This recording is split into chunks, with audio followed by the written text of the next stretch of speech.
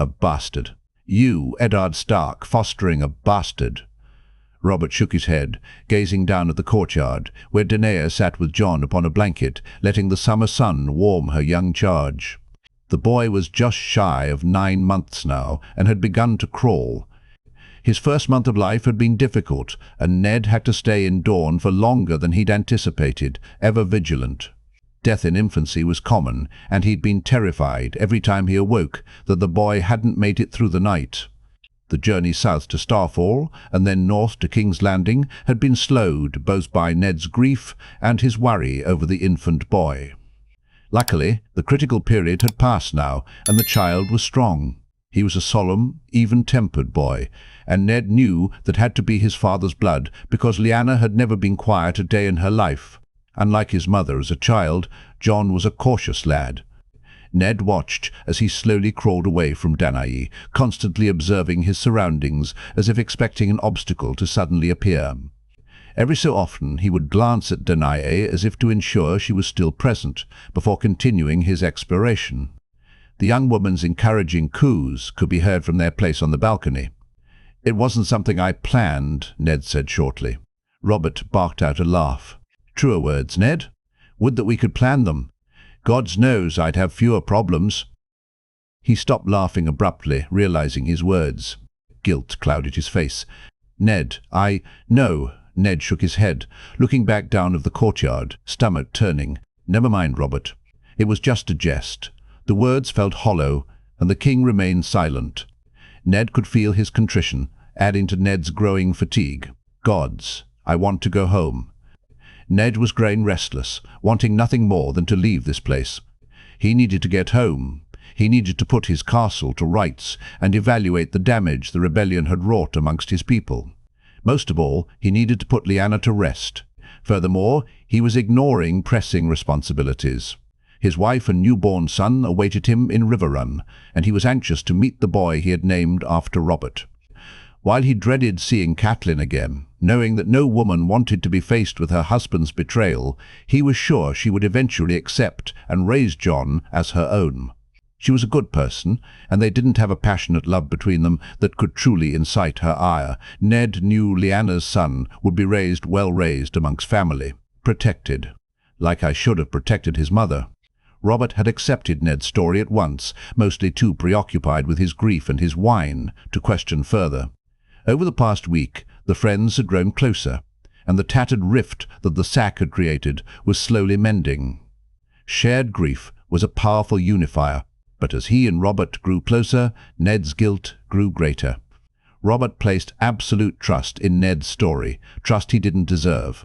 At times, he was driven to confess a million good memories with Robert urging him to confide in his friend. Once he almost had.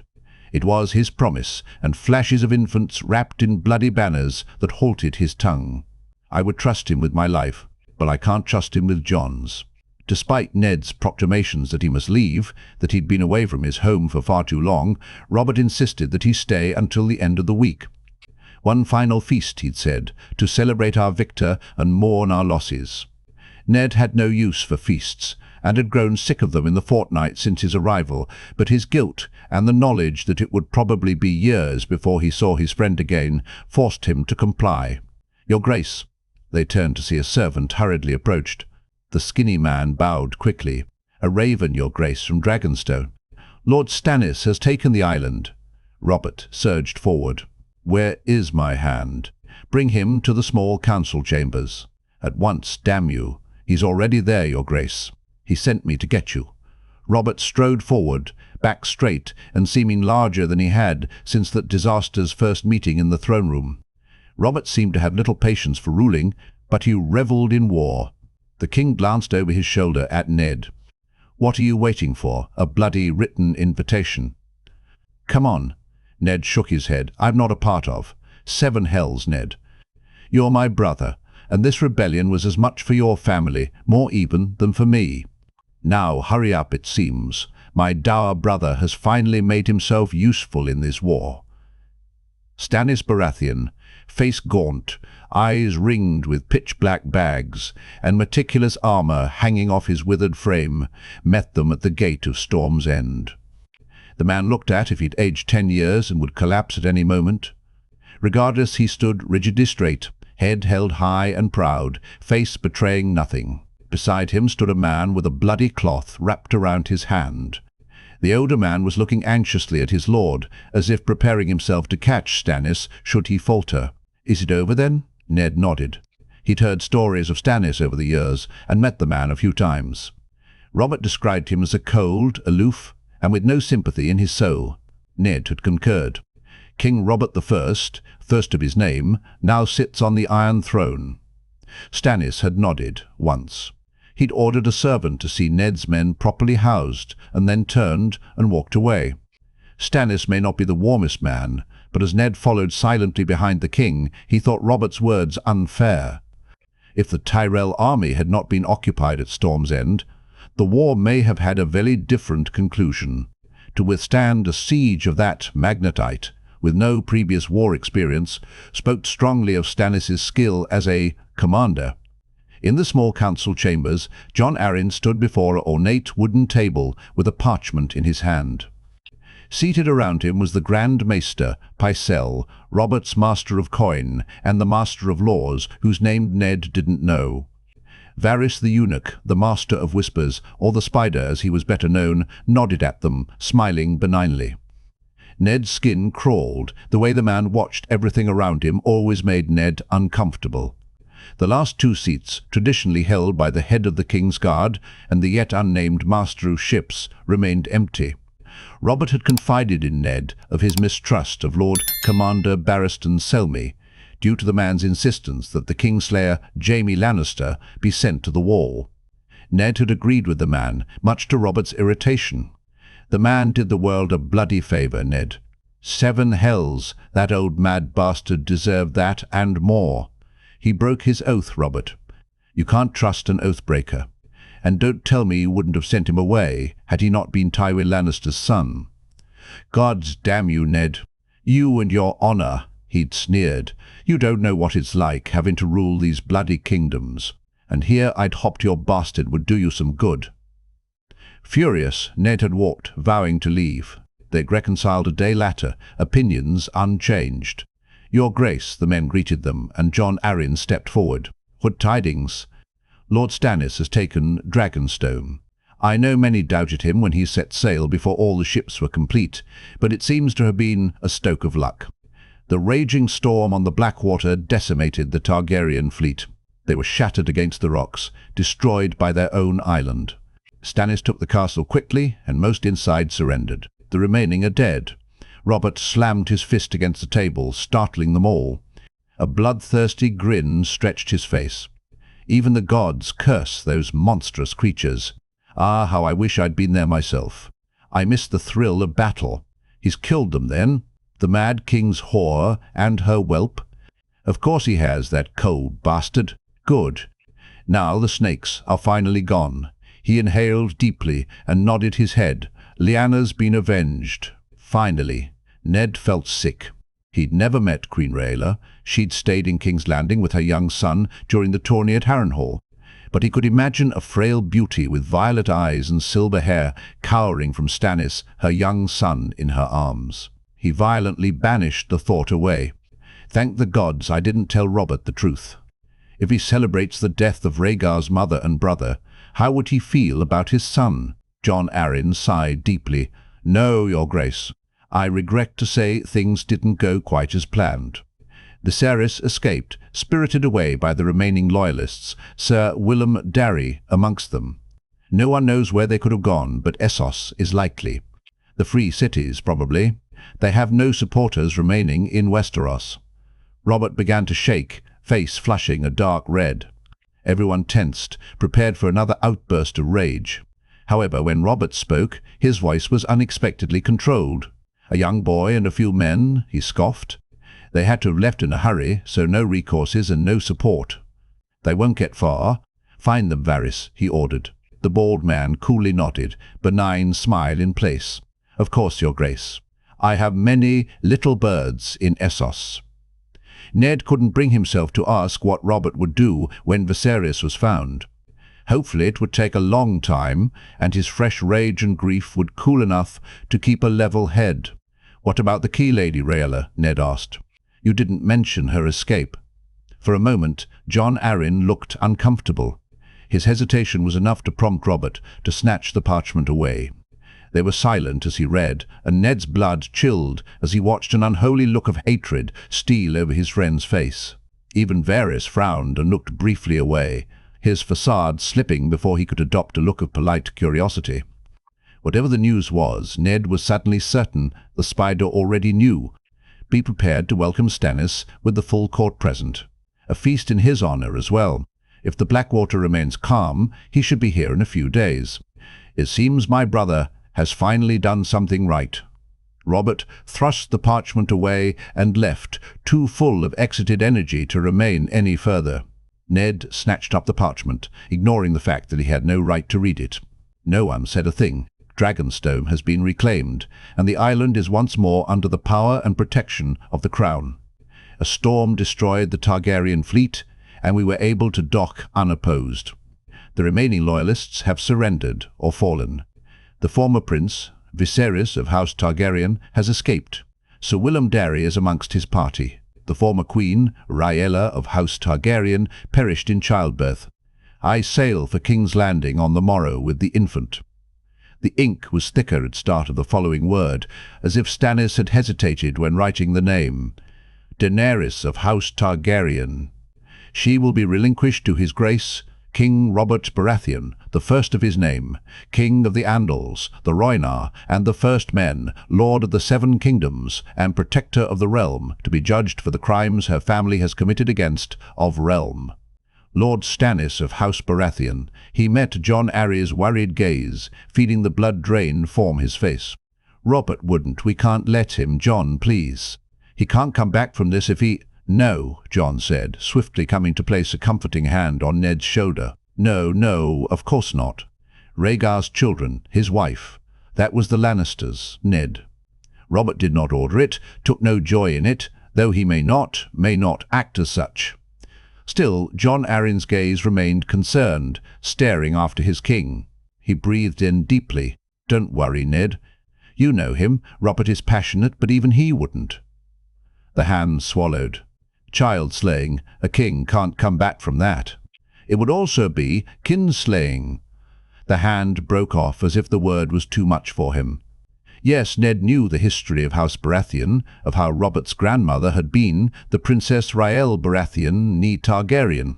But no one ever brought up the Targaryen blood in Robert's veins, not when they knew how he'd react. Even though, ironically, Ned suspected that his lineage was a reason that the nobles and small folk had so easily yielded when he claimed the throne. Of course Robert wouldn't sanction that. "I know him, my brother by choice." "I apologize, my lords," Ned said, stiff with embarrassment, that he'd been so open before these strangers. "I am not myself. It has been a difficult few years. His Grace would never contemplate such atrocities. If you will excuse me." Ned gave a brief nod and turned sharply to leave. On his way out, his eyes locked on the Iron Throne.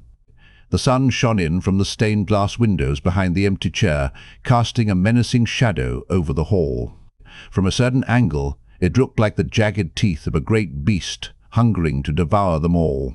The Lord Stannis of House Baratheon, brother to his Grace King Robert Baratheon, the first of his name, King of the Andals, the Rhoynar, and the First Men, Lord of the Seven Kingdoms, and Protector of the Realm. At the herald's announcement, the court parted swiftly, anticipation in the air as the great doors at the end of the throne room opened. Somehow, news of Stannis' young charge had spread throughout the keep, and no doubt into the city below.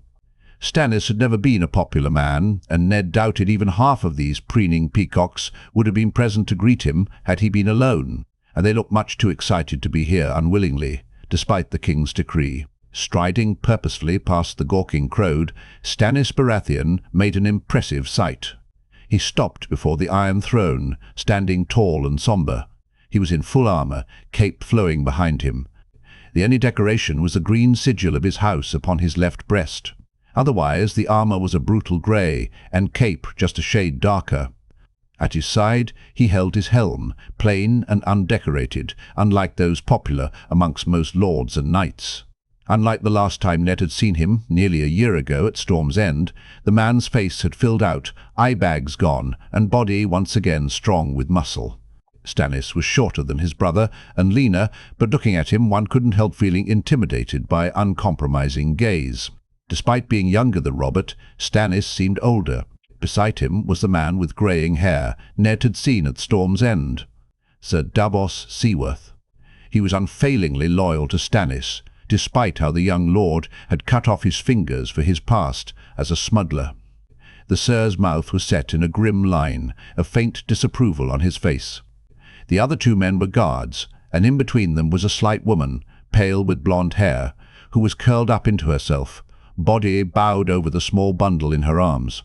The woman was shaking, tears and anger in her pale blue eyes as she swept her gaze over them. From his place to the left of Robert's throne, Ned saw the sweat beading on her brow, desperation on her face. Whoever this woman was, she had been fiercely loyal to the former queen, and, thus, to the babe she clutched in her arms. "Your Grace," Stannis bowed deeply, ever formal. A stranger would not have known they were kin. That was how cold his greeting was. "I bring before you Daenerys of House Targaryen, child of the former king, heiress the second of the House Targaryen, and former queen Rhaella of House Targaryen." Stannis' words were crisp and formal, but Ned wondered at his pause before the queen's name. Robert leaned forward. "Let's see the spawn. Come forward, girl. Now." The blonde maiden shook further, and beside her the guards tensed. Ned had the suspicion that she'd tried to get away before, and thus Stannis ordered her watched. When she didn't move, and Robert's scowl grew, Sir Davos swiftly stepped towards her and gently took her arm, urging her forward. Stannis's face remained unchanged, looking calmly at Robert. "Please," she whispered, though in the silence of the court all heard her. "Please, Your Grace, have mercy. Please, she's just a babe, not even a week old. She didn't do anything." "I said, show me the spawn, damn you," Robert snapped. Ned pressed his mouth together but didn't speak. He saw members of the court share secret glances. Stannis's face remained unchanged, but Ned saw the increased tension in his jaw. Crying quietly, the young woman slowly unwrapped the white blanket surrounding the child, allowing it to fall to the floor. The baby girl was covered in a tiny prink dress, completely covered. Small pearl buttons dotted the dress from neck to hem. Ned saw the telltale silvery strands of hair upon her head, and knew her identity even before the maid turned her around, holding her around the middle, legs dangling. The tiny girl was awake. Her Targaryen violet eyes were wide and curious as she regarded them. Tiny, excited babbles emerged from her mouth, and she squirmed in the maid's arms. A small, innocent child. Is this what the young Prince Aegon looked like? Had Princess Elia sobbed like this maid did when her enemies had found her, when her son had been murdered as she watched? Ned's stomach churned, and he feared he was about to vomit before the bloody throne. "Definitely the Mad King's whelp," Robert spat, and Ned felt a part of his love for his friend die. The king turned to one of his white cloaks. "Take her," he ordered, and the man stepped forward to obey. Beside him stood the Kingslayer. Jaime Lannister's face was pale, lips bloodless as he stared at the girl. For once, Ned felt sympathy for the boy. "No!" the handmaid screamed, garbing the girl close and whipping around. She tried to run towards the doors, but Stannis' men quickly intercepted. Sir Davos was looking helplessly between her and his lord, lips open in protest. Stannis remained still, not looking behind him, still staring at Robert, totally implacable. But Ned noticed a tiny muscle throbbing in his cheek, and his hands were clenched. "Please, Your Grace, please!" the girl continued to scream, fighting her captives and holding the babe tight. Sensing the distress, Daenerys began to whimper, eyes filling with tears. "She's just a baby. She's no threat to you, please. We'll go away. To Essos, the free cities, anywhere. We'll never come back, I swear it. I swear it. Let her live." The white cloak tore the baby from her arms and pushed the maid away when she tried to reclaim her. The girl fell hard, blonde hair in disarray, as she crawled forward, trying to grab his cloak as he withdrew. Her face was bloated from sobbing, flushed a dark red. Sir Davos knelt beside her, trying to offer comfort as she sobbed, face in her hands. The knight looked beseechingly at his lord, but Stannis still resolutely faced Robert. Ned's disgust towards the emotionless man was increasing. No sympathy in his soul, indeed. In the White Cloak's rough hold, Daenerys began to cry, whimpers filling the hall. He took his place beside the Lannister boy, who looked away from the child, swallowing hard. The crowd watched, totally silent, but while once there had been anticipation on their faces, now they were all grim. Perhaps there was hope for King's Landing yet. "Your Grace," another Kingsguard stepped forward. "Barristan Selmy, have mercy, I beg you. She is a child." Robert's face twisted in rage. "I knew your loyalty was still to the dragons." The knight's mouth gaped open in shock. Ned stepped forward, mouth open, to join the protest. His loyalty had never been to the Targaryens. He could make Robert see reason. "What will you do with her?" The cold voice cut through the room, and Ned turned, surprised to see Stannis take a hard step forward. "What do you plan for her, Robert?" Not emotionlessness, not at all. The man had been trying his best to keep his emotion hidden. Robert surged up from the throne. "You dare question your king?" Stannis took another step forward. His hand went to the pommel of his sword. The Kingsguard reacted alike, stepping forward in as one, blades sliding from their sheaths. The one holding the crying, Daenerys, thrust her roughly into the arms of a nearby servant. Only Jaime Lannister and Barristan Selmy hesitated before following reluctantly suit. Stannis ignored them all, storm blue eyes fixed upon his brother. He did not draw his sword, but his hand remained upon it. Ned found himself torn, but knew in the end, if it came down to it, which side he would choose. "I question my brother, who I fear could make a terrible mistake in his anger. She is our kin, Robert. She is our blood, and she is innocent of all wrong done by her family." "She is no kin to me. She is the Mad Kind's daughter," Robert bellowed, enraged. "Sister to a murderous whoreson who raped my queen. Madness runs in her veins, you fool." "Are you going to kill her?" Stannis asked, not holding anything back. "Are you going to murder her, Your Grace?" The hall was silent. Even Daenerys seems to be holding her breath. Robert's eyes widened. For a moment, a terrible struggle was on his face, and he looked around, noticing the somber eyes of the court, Ned's own pleading face. He turned last to Jon Arryn, whose concern was clear. His face paled in shock, and he sank heavily onto the Iron Throne. "How? How could you all think that of me? Of course I won't kill her." The hall was silent for a beat, and then Daenerys released a mighty cry, and it was like they could all suddenly breathe again. Ned slumped, heart pounding. "I'm such a fool." Stannis too seemed to slowly relax, nodding once. He stepped back, and the Kingsguard slowly sheathed their weapons. The stoic man's lips were pressed together, regret obvious. "Her brother is across the narrow sea, and I will keep her as a hostage to ensure he never tries to steal the throne," Robert explained, voice dull. Their doubt had hit him hard. Ned's guilt threatened to swallow him, until Robert said, "The dragon spawn will grow up here and learn her place." A cruel light entered his eye. There are many in King's Landing who suffered her father's madness, who lost family to her brother's tyranny. I'm sure they'll delight in her presence. And if she grows up to follow her mad sire's footsteps, I'll have her executed. The court began to buzz, staring at the doomed girl. Ned swallowed. Yes, she would live, but perhaps she would grow to wish she hadn't. The blonde maid, whose face had filled with hope, crumbled. "No," she moaned, hopeless. Ned closed his eyes. Daenerys would grow to be a beautiful girl, hated by the king and half the court, with no protection.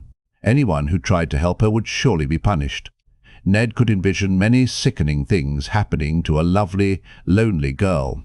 One day she would snap, and Robert would have an excuse to kill her. Ned couldn't allow that to happen. He stepped forward, drawing Robert's attention.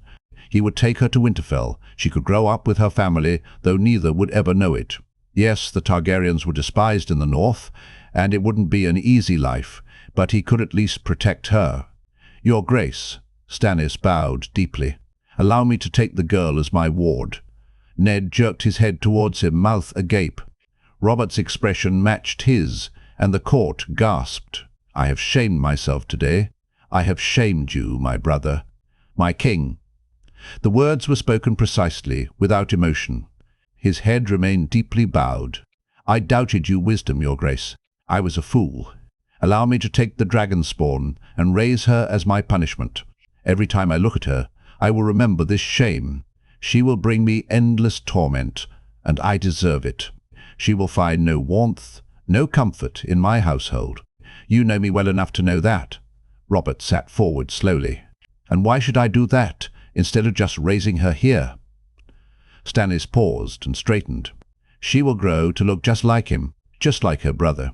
I would spare you that, my king. I would space you those memories." Robert frowned, looking at the babe with a scowl.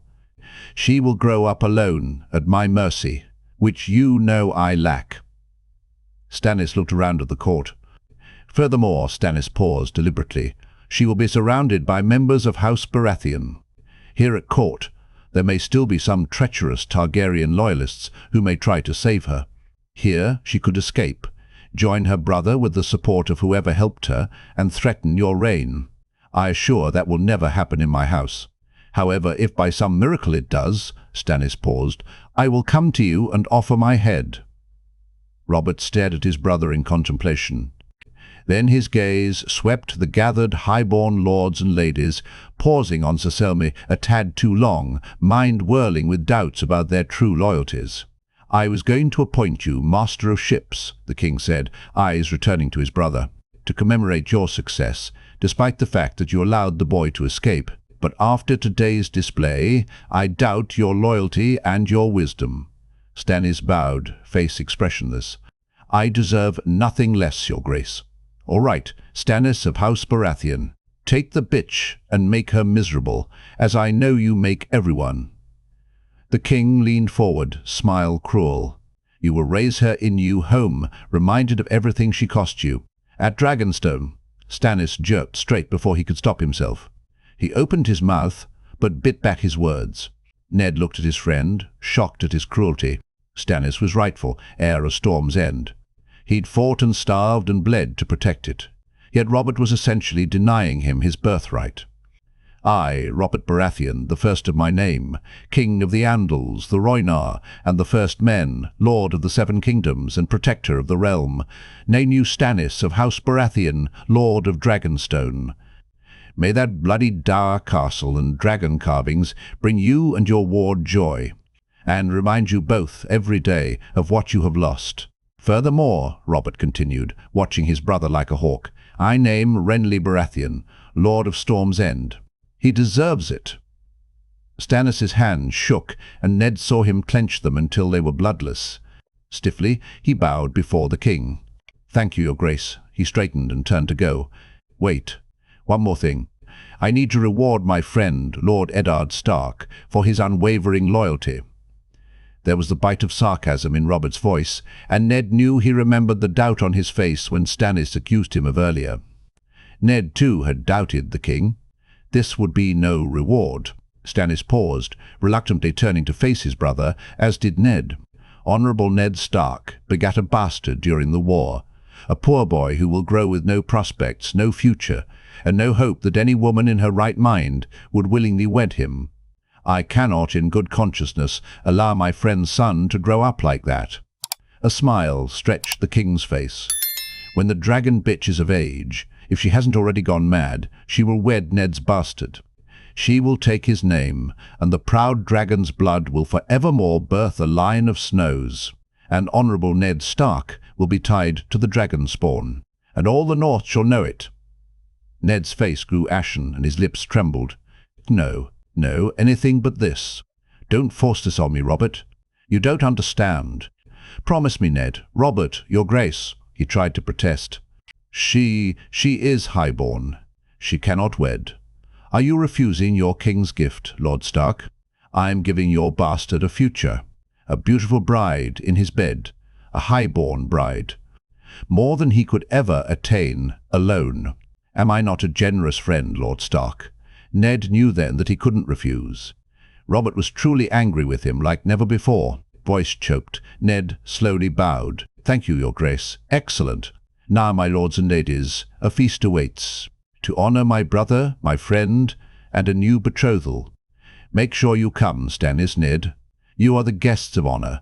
The king rose from his chair and walked down the jagged steps, clasping his brother on the shoulder when he passed. Stannis didn't react. After the king had left, and had much of the court, Stannis turned to the blonde girl who had arisen and, clutching at Sir Davos for support, stared after the king. "Get the girl, and 7 hells, shut her up," he ordered, nearly shouting at the end. He whipped around and stormed from the room, emotion in every heavy step. The girl jerked forward and ran to the hapless servant who was still holding the whimpering babe. She snatched her charge from his arms, glaring fiercely, and quickly rocked the girl, cooing until she quieted. The child looked exhausted, and Ned knew how she felt. Smile-wide, relieved, the girl quickly followed after Stannis, beaming at Sir Davos. Ned stood there beside the throne, staring after them until the hall was empty. Then he looked up, out the windows at the pale summer sky. "The gods are strange, Lyanna," he whispered. "Born half a continent apart, houses, bitter enemies, and yet still blood calls to blood. It's like it was fated, and we foolish mortals are just here to be laughed at, while the gods enact their will." How would you have felt about this? Relieved? Horrified? If the rebellion had ended differently, if you had both lived, would you have wed them anyway? If she had escaped with her brother across the narrow sea, would they still have met one day? Is it inevitable? Ned Stark forced his legs to move. He should have left the day after he'd told Robert the news, retreated home with Jon and his wife and his newborn son. All of this could have been avoided. Now he was trapped here, and gods help him, but he could not stomach seeing the Iron Throne for one moment longer, built by Aegon the Conqueror, a symbol of a dynasty that should have ended. And yet in a few years Daenerys Targaryen will wed another Aegon Targaryen, and together they will be the single greatest threat to the realm, and to my king. And I can tell no one. Stannis Baratheon was not one to drink, but as the feast took place around him, laughter and music and talk, he was tempted. He eyed the full cup before him, some type of sweet Dornish wine, or something Dornish at least. All he saw was a red liquid, and Stannis had neither interest nor need to learn about the various types of wine and drink flowing freely around him. The king, he glanced down the table, 2 to the left, was well into his cups already. Robert, he knew, was as ignorant as Stannis about the differences between wines. He simply drank all of them. Face flushed red, the king laughed like a fool at the performance going on before him. For the life of him, Stannis could not have explained what said performance was, or why it was so humorous. Of course, that right there was the crux of all the problems between the brothers. They would never understand each other, though Stannis had tried. All his childhood he'd tried. But Robert had simply thrown those efforts into his face, time and again, all the while he'd rub his closeness with the wolf in Stannis's face. "You see, brother, this is who you should have been like. This is what you should have been like. Then maybe I'd have loved you." Stannis ground his teeth together, grasped the cup, and drowned the bitter liquid in a few swallows. Robert has never actually said the words, of course, but Stannis had known the truth. Everyone, without fail, adored his brother, while maintaining a polite distance from him. Damn them all, he didn't need them. He knew who he was, and what his life was for. He knew his responsibilities, and they occupied his time. But they're gone now, too. Storm's End, gone. The small comfort he'd managed to find, running the familiar fortress, and ensuring it ran smoothly, had slipped from his grasp. What would he do with no people to manage? Well, Stannis didn't really care about the people of Storm's End. He had no interest in the lives of the small folk or the amusements of the highborn. He had no care for what they felt and what they wanted. As long as everything was running smoothly, as long as there was peace within his lands, and as long as crimes were punished justly, Stannis was content. "That is my duty, and that is all I need. Order, peace, a home," something whispered, but it's gone now. Stannis ruthlessly banished the thought, holding up his empty cup until it was full, and then emptying it again. Perhaps Robert is onto something with this swill. Thoughts are their own poison. He would simply have to start from scratch, he reasoned, ruthlessly. Learn Dragonstone, one cliff at a time, one beach at a time. He would understand what the people needed, what they lacked, what conflicts existed that he must address. He would bring his personal household from Storm's End, the servants that knew his preferences well, and then he would settle into his new role.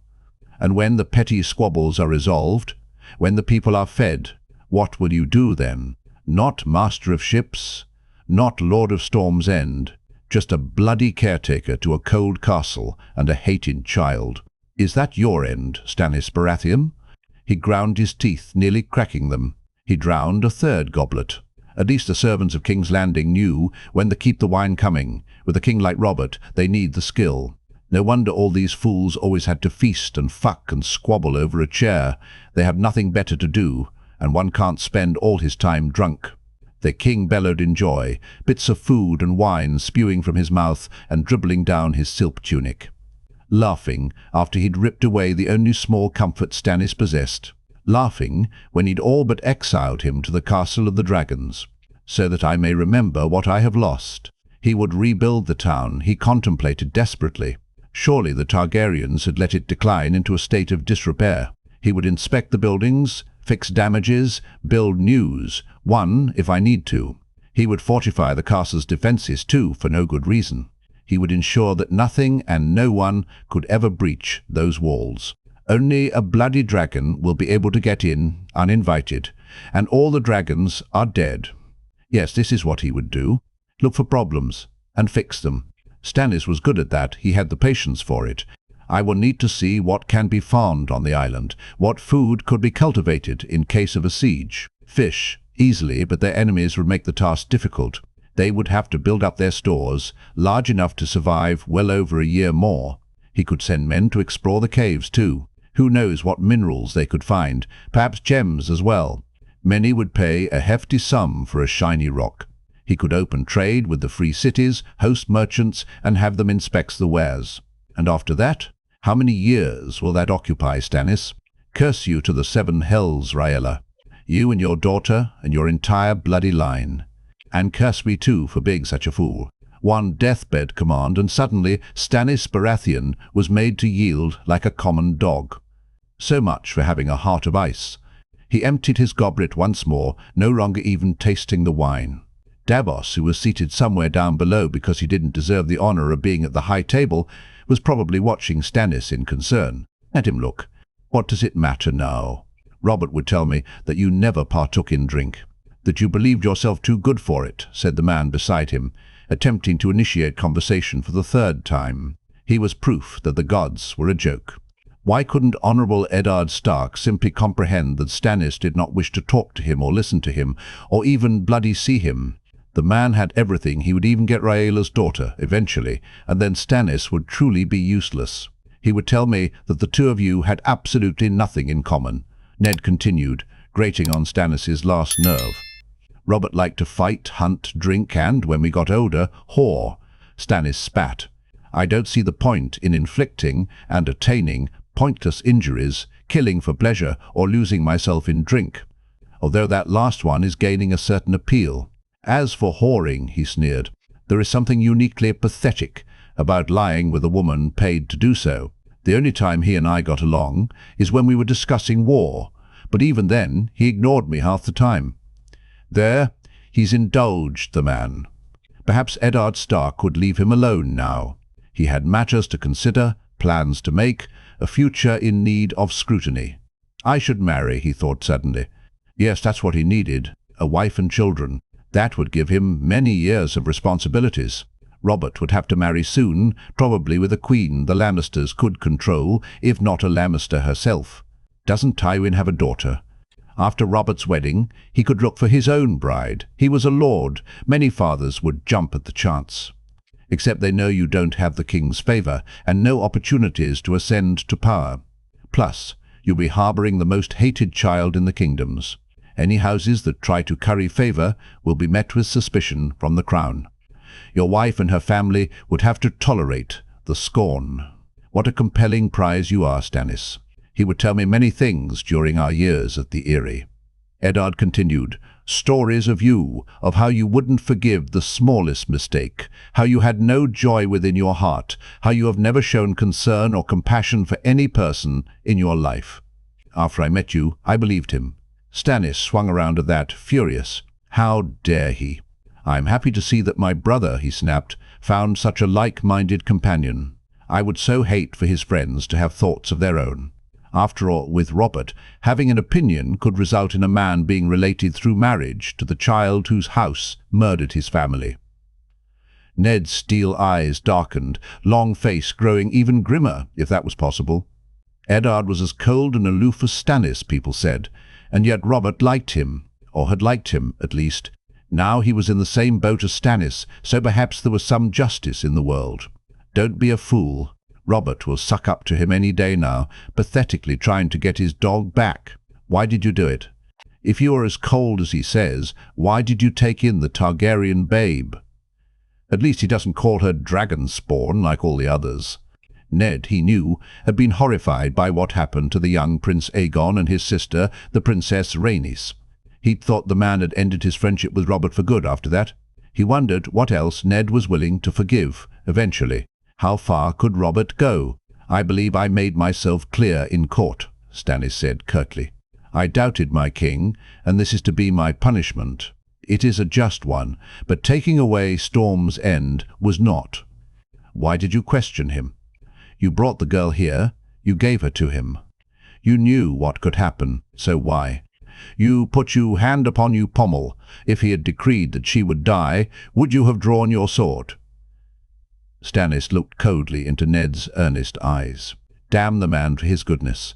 I will not stand idly by while a child is murdered, nor will I allow my brother to become a kinslayer. No matter how passionately he denies the relationship, the realm will not. I have a duty to my family to protect our house. Stannis studied the man before him. And you, Stark, had your beloved Robert ordered her death, would you have stood by and obeyed your king? You put him upon the throne, after all, basically gave it to him. Her father murdered your own and your brother. Her brother kidnapped and killed your sister. Would you really have stopped Robert? Ned's eyes frosted. An unborn child did not murder my family. An unborn child did not burn people alive. And an unborn child's certainty doesn't deserve to pay for those crimes. She should only have to pay for her own. Before you spoke, I was going to plead with Robert to allow me to take her to Winterfell. I would have protected her. She would have grown up amongst my children. Stannis' mouth twisted in a bitter smile, and now she has to grow up with me. It seems I did it all for nothing. Lost it all for nothing. No, Ned protested softly. You showed many people the type of man you are. It wasn't for nothing. Stannis didn't like the warmth in the man's voice. It was too much like pity. What is it you want, Stark? What does it matter what type of man I am? Ned took a breath. In a few years, the children will be grown, and they'll have to go through with this marriage. Yes, a former princess married to a landless bastard. You have to fix that, Stark. She is still highborn, no matter her family, so your whelp must at least be a lord. I'm sure the North will love that. Not only will some bannerman be losing land, but to a bastard and a dragon. Robert is a fool. Even in anger, he should never have decreed this farce of a union. Ned's eyes darkened, anger simmering. I doubted the king. I accept this punishment. I would take care of my own land, Baratheon. It's not your concern. Accept that it is, for it will be my ward who will marry into your family. Customs and standards must be met. Stannis had, somehow, been roped into caring for the child for life, not just until her marriage. Rhaella was a shrewd woman, and thus he would see it all through properly. Daenerys was a high-born daughter of a great family. She would be raised as such, and married as such. Eddard Stark had his own responsibilities towards the union. Will you ask Robert to legitimize your bastard? Or give him a new name and form a new house? Strangely, Eddard Stark seemed genuinely shocked by the proposal. Stannis frowned. Surely the man had considered it. He was taking the child into his home. He had to care for it. No, he stumbled, eyes shifting away. I will not dishonor my current wife in that manner. Our children will inherit Winterfell. Ned breathed deeply, calming, while Stannis regarded him suspiciously. Besides, he continued, Robert made it clear that he wanted her wed to a bastard. I can give him land, but I can't grant him legitimacy. Stannis looked away. Well then, I suppose this discussion is over. Wait, Ned said. I need to be assured that the girl will be treated with honor in your household, that she'll be protected. I know what Robert envisioned her life being like in King's Landing, and I will not tolerate it. Stannis met the man's resolute gaze and nodded once. She will be raised as a high-born daughter, and not anything less. I know what His Grace wanted for her, but I don't need to terrorize children to entertain myself, nor would I stain my household's reputation in that way. Stannis stood, finished with this conversation and this bloody feast, but then hesitated. He looked down at Eddard Stark. Hear me, Stark.